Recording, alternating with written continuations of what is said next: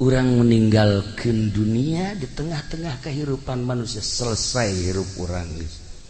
Jawara selesai ngajawarana, kiai selesai ngiaina, pedagang selesai dagangna, petani selesai tanina, pejabat selesai jabatanana, enggesan ketika maut.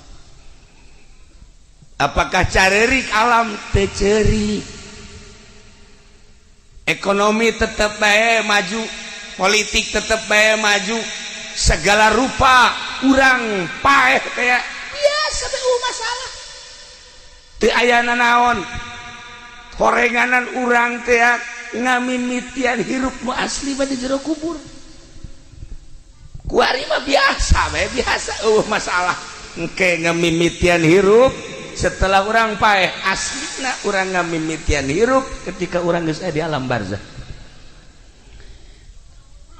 Aya nu cerik alam wal aya, gunung cerik henteu, tangkal kayu cerik henteu, langit cerik henteu, bumi cerik moal. Hiji bae anu cerik alam ketika maut waliullah, ketika maut alim, mautul alim, mautul alam.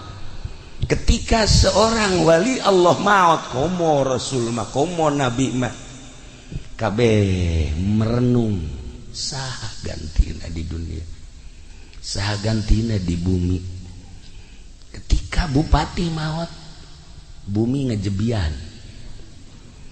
Ketika gubernur pae, langit geus kieu bae.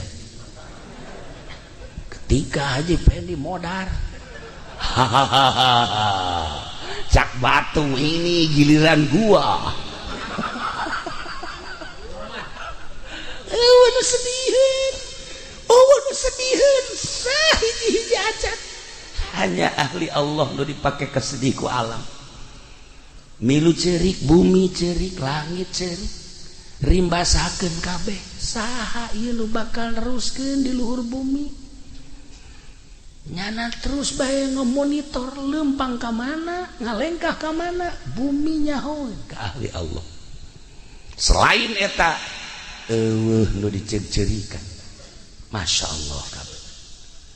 Tah selesai dikubur, tahlilan terus tujuhna terus batang puluh ke ngeratus selesai geus kabeh lah bae.